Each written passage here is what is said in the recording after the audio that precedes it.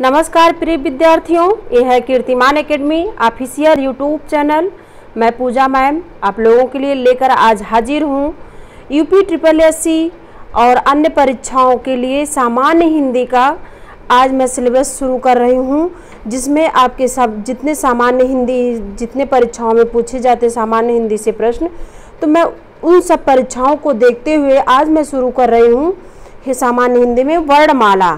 तो वर्णमाला के अंतर्गत आज मैं वर्णमाला ही देखूंगी। इसी तरह सारे टॉपिक को सामान्य हिंदी के अंतर्गत सब मैं लेके आऊँगी क्रम से। तो चलिए आज मैं शुरू कर रही हूँ वर्णमाला। तो आइए देखते हैं वर्णमाला कहते किसे हैं। तो वर्णों के व्यवस्थित क्रम को हम वर्णमाला कहते हैं। जैसे ये जो वर्णमाला है केंद्रीय हिंदी निदेशालय द्वारा अन्य प्रसिद्ध विद्वानों द्वारा वर्णों की संख्या कितनी मानी स्वीकृत की गई है, तो 52 है वो। और इसके प्रसिद्ध व्याकरण जो हैं कामता प्रसाद गुरु के अनुसार हिंदी वर्णमाला में 43 वर्ण हैं। किनके अनुसार? कामता प्रसाद गुरु के अनुसार हिंदी वर्णमाला में 43 वर्ण हैं। ये याद करने योग्य बातें हैं, ये TGT में भी काम आएगा, क्योंकि इसमें जो कामता प्रसाद गुरु के अनुसार जब पूछेगा प्रश्न में तो 43 वर्ण ही बताना है आपको।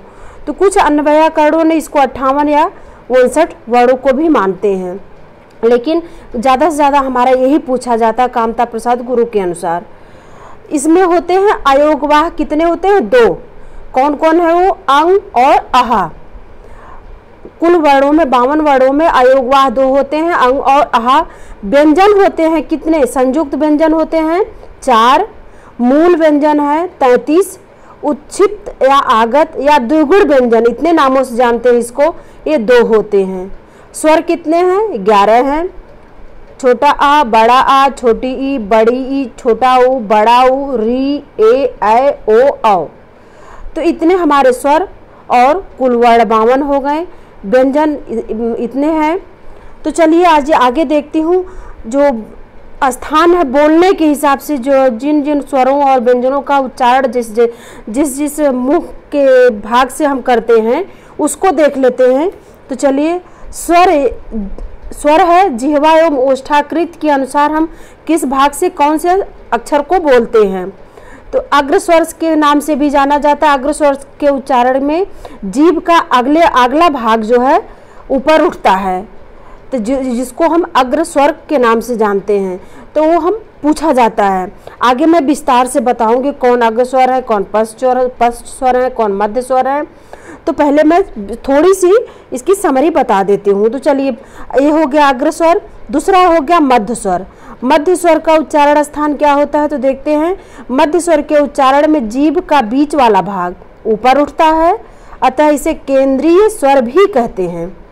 केंद्रीय मध्य स्वर के नाम से भी जाना जाता है और केंद्रीय स्वर के भी नाम से जाना जाता है। तो ये दोनों सवाल पूछे जा सकते हैं दोनों तरह से, लेकिन होगा एक ही। अगला है पश्च स्वर। पश्च स्वर जीभ का जो पिछला वाला भाग है उसको पश्च स्वर के नाम से जानते हैं। इसका उच्चारण में जीभ का पिछला हिस्सा ऊपर उठता है।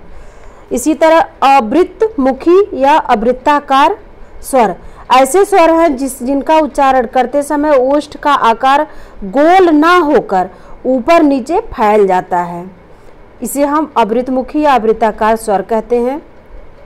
अगला है अर्ध समृत स्वर। अर्ध समृत स्वर है, इसका उच्चारण के समय मुख समृत स्वरों के उच्चारण से थोड़ा अधिक खुलता है, यानी गोल सा होकर थोड़ा सा खुलता है वो, इसीलिए हम इसको अर्ध समृत स्वर कहते हैं। अगला है अर्ध विवृत स्वर। इसके उच्चारण में कैसा होता है मुंह, तो इसके उच्चारण के समय मुख विवृत मतलब होल की तरह, विवृत स्वर के उच्चारण से थोड़ा कम खुलता है। इसी तरह समृत स्वर होता है। समृत स्वर के उच्चारण के समय मुख सबसे कम खुलता है, जबकि विवृत स्वर के उच्चारण के समय मुख सर्वाधिक खुलता है। विवृत स्वर के समय ज़्यादा खुलता है, समृत स्वर के समय कम खुलता है। इसी तरह वृत्ताकार या वृत्तमुखी स्वर ऐसे स्वर हैं जिनका उच्चारण करने पर ओष्ठ का आकार गोल हो जाता है। तो ये आज मैं समरी बताई हूँ। कल मैं अगले वीडियो में मैं विस्तार से इसको आपको बताऊंगी, पूरे स्वर कौन किस भाग से किसका उच्चारण किया जाता है, जीभ के मुंह के किस भाग से किसका उच्चारण किया जाता है, तो मैं अगले वीडियो में लेकर आऊँगी। तब तक आप लोग इसको देखते रहिए, पढ़ते रहिए, शेयर सब्सक्राइब जरूर करिए। तब तक के लिए धन्यवाद।